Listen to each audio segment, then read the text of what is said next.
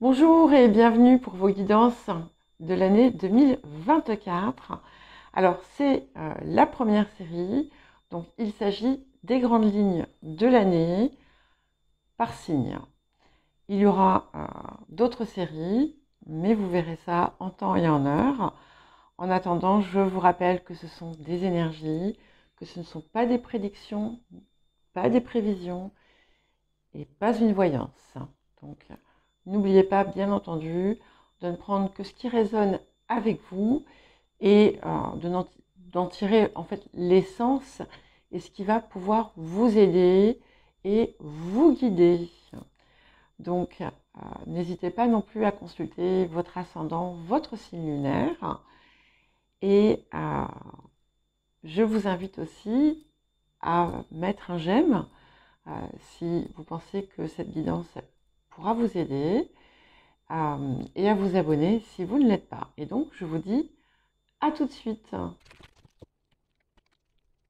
Bonjour les cancers et bienvenue pour votre guidance des grandes lignes de l'année 2024. Alors, on a pas mal de choses. Donc, on va commencer par là où il pourrait éventuellement y avoir un problème. Il va y avoir à un moment donné une situation, ça peut être quelque chose d'ailleurs qui existe déjà, mais pas nécessairement, bien entendu. Il n'y a pas de... Voilà, encore une fois, ce sont des énergies, donc les choses peuvent avoir commencé dans le passé, peuvent se poursuivre. C'est une situation où vous allez peut-être devoir mettre fin à quelque chose. Peut-être même c'est une situation où il y a une forme de conflit ou de rivalité et où parfois les paroles pourraient être blessantes. Alors, ce qui est à regarder quand même, c'est que si par exemple vous recevez effectivement des pics ou des accusations, enfin c'est pas forcément, ce ne sont pas des accusations, c'est plutôt quelque chose qui vous blesse finalement dans votre amour-propre ou dans vos compétences, mais ce que ça va vous montrer, au-delà de ce qui est pointé du doigt, c'est comme une faiblesse, un lieu que vous pouvez renforcer en fait. Ça va vous permettre peut-être de dépasser quelque chose qui a pu être une petite faille chez vous, par exemple.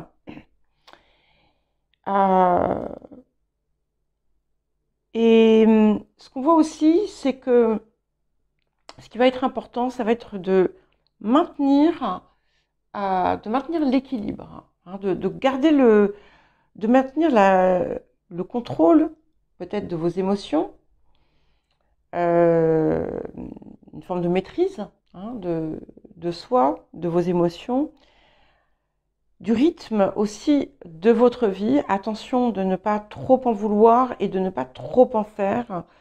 Tout ce qui va toucher une forme d'excès est à éviter.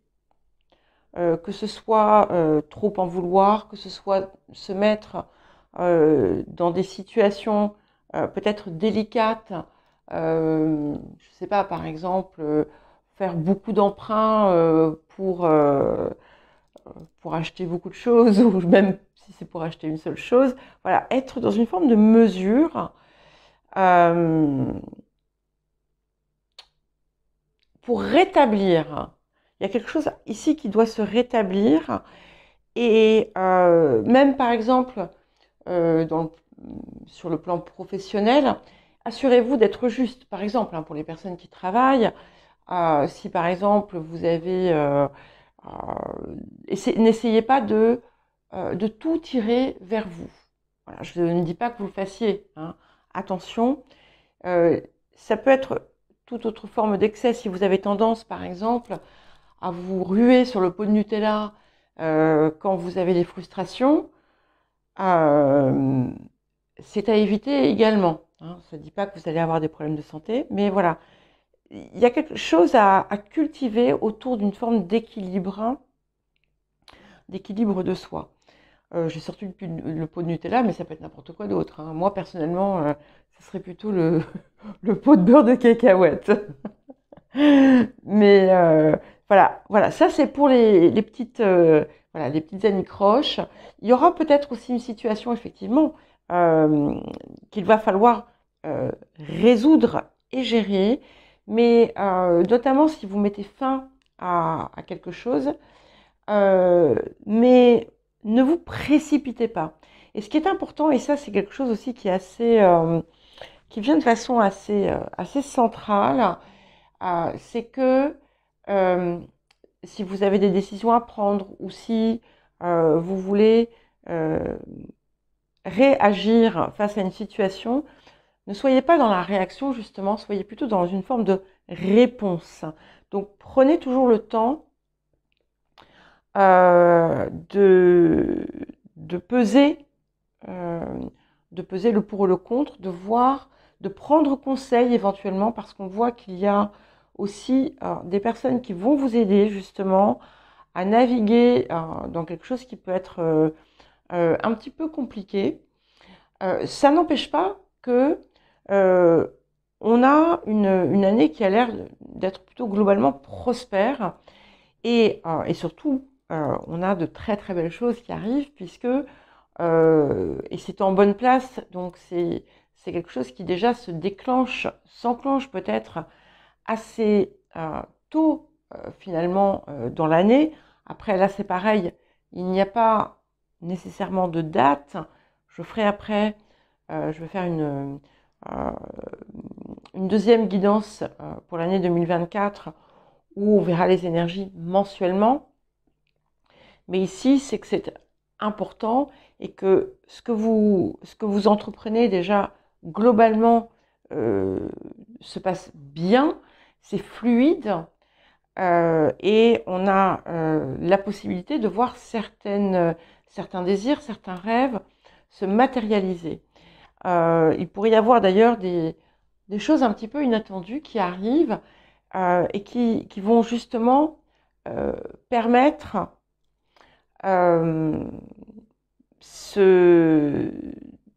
qui vont vous permettre justement d'avancer vers vos objectifs. Certains et certaines pourraient envisager une relocalisation. Ça peut être un changement de lieu de vie, bah oui, bien sûr, hein, ou de travail, mais c'est quelque chose qui finalement répond à votre cœur, hein. Ça va être quand même, il va y avoir quand même beaucoup de, peut-être des secousses émotionnelles, donc c'est bien pour ça que je vous invite à être vraiment, comment dire, à prendre toujours un temps avant d'agir et de garder votre équilibre.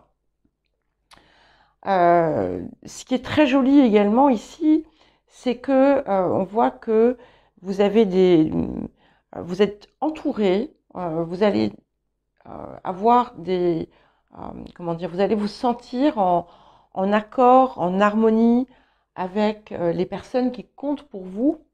Donc ça, c'est quand même globalement positif également. Et ce qui est quand même aussi notable, c'est que la situation comment dire, qui semble pouvoir vous poser problème, vous allez trancher. Voilà, vous allez trancher, vous allez vous en libérer. Et ça peut être quelque chose, je vous dis, qui symbolise quelque chose de plus profond et qui a pu vous miner pendant assez longtemps. Alors, on va voir ce que nous avons d'autre. Mais voilà, ce que je retiens quand même, c'est que ça, c'est quand même central, c'est cette idée que tout se met en place pour vous permettre de commencer à réaliser vos objectifs, vos rêves, et ça donne beaucoup de sens en fait à votre vie. Et à partir du moment où vous axez finalement vos efforts autour de ça, eh bien, tout est beaucoup plus fluide pour vous. Et je le répète, vous trouverez du soutien dans ce que vous allez entreprendre également, ou dans ce que vous êtes déjà en train de mettre en place. Alors, nous allons prendre quelques cartes supplémentaires. Je ne sais pas pourquoi j'ai mon petit set de tasses, vu que j'ai enlevé ma tasse. Je le pousse. Alors, ok, celle-ci. Part de fortune. Donc, vous voyez, je vous parlais d'une forme d'aisance, d'une année plutôt prospère.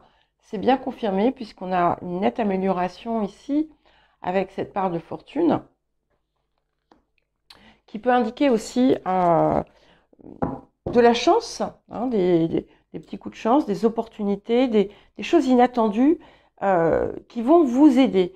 Mais là, j'insiste, hein, parce que si ce petit message vient, quand il y a le cochon dans cette position, voilà, c'est le cochon, eh bien, dans cette position-là, il vous met en garde contre l'appât du gain ou contre l'excès dans toute chose. Alors, qu'est-ce que nous avons d'autre? Ok. Nous avons la communication, Mercure ici. Alors, c'est pas forcément la communication, hein, mais c'est quand même un travail autour de la communication, malgré tout. C'est l'importance aussi, de par la présence aussi du cavalier, des échanges que vous pouvez avoir, des échanges plutôt d'ailleurs verbaux, pas forcément négatifs, hein, pas du tout, mais qui vont être importants. Il y en aura certainement pas mal autour justement de ce que vous désirez mettre en place. Écoutez, et nous avons Jupiter qui redevient direct. D'accord? Donc ça, c'est magnifique puisque cette carte, c'est vraiment la carte des bienfaits, de l'abondance, et où vous récoltez aussi les fruits, en fait, hein, de vos efforts et de ce que vous avez pu déjà commencer à mettre en œuvre par le passé. Alors, ensuite, qu'est-ce que nous avons d'autre? Pour terminer, je prends deux autres cartes, celle du dessous et celle du dessus. Hop. Bon, bah, les deux sont venus, donc je les prends. Ok, c'est incroyable parce que tout le monde, jusqu'à présent, a sorti cette carte. Donc, il y a vraiment quelque chose autour d'une forme de stabilisation, d'ancrage, de lieu de vie.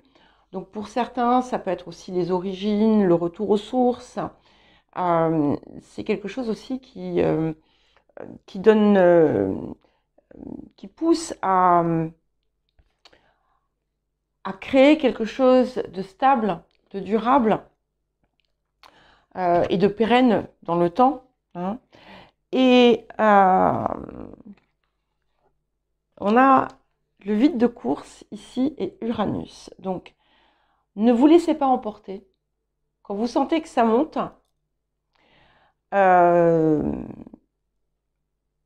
n'agissez pas tout de suite. Voilà, ne parlez pas tout de suite. Je ne sais pas pourquoi ça vient, mais je pense qu'il y aura plusieurs occurrences où on vous invitera à surtout ne pas vous précipiter dans certaines actions ou dans certaines action. Notamment en ce qui concerne les changements. Il y a des changements qui vont se faire de toute façon. C'est le cas, je crois, pour tout le monde, en fait. Mais ne vous précipitez pas. Ne vous précipitez pas. Si vous avez des éclairs de génie, laissez-les reposer. Vous savez, comme la pâte qui doit lever, pareil. Il y a des choses soudaines. Il peut y avoir aussi des transformations importantes autour de la famille ou du lieu de vie. Ça, je vous l'ai déjà dit tout à l'heure. Et s'il y a des choses qui vous paraissent surprenantes ou que vous ne désirez pas accepter, si ça ne vous concerne pas, si ce n'est pas votre vie propre, ne cherchez pas à vous emmêler. Voilà pour l'instant. Eh bien, écoutez, les cancers, je vous embrasse. Je vous dis à très vite et je vous souhaite une bonne année 2024.